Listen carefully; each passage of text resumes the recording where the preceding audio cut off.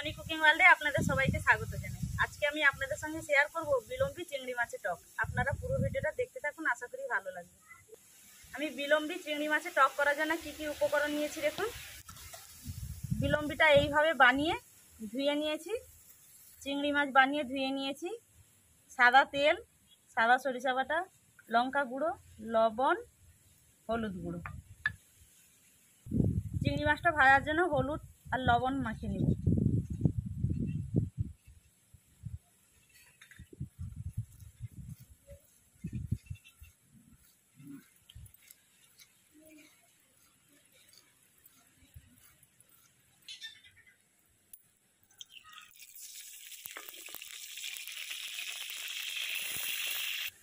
চিংড়ি মাছ দিয়ে দেব।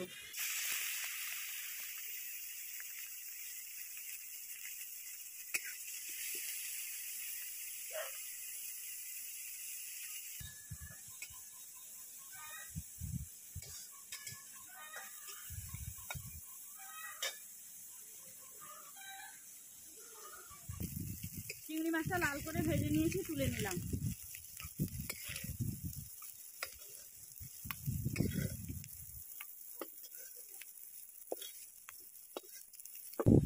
ওই একই কড়ার মধ্যে দিয়ে দিলাম বিলম্বী।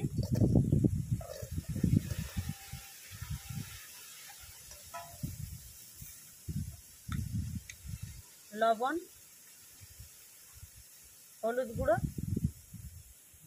লঙ্কা গুঁড়ো, সাদা সরিষা বাটা, সাদা তেল, ভেজে রাখা চিংড়ি মাছ।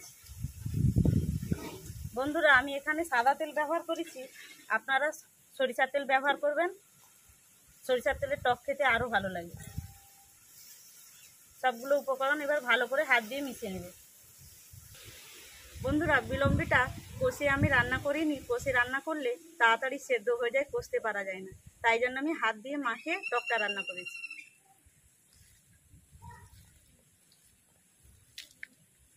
ভালো করে মেখে নিয়েছি, এবার পরিমাণ মতো জল দিয়ে দেব।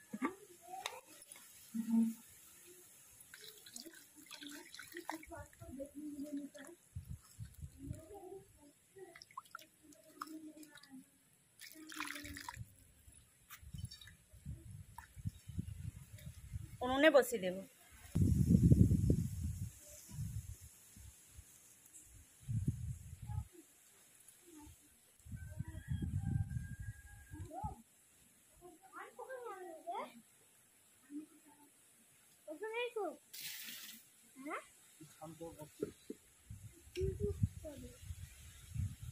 কথা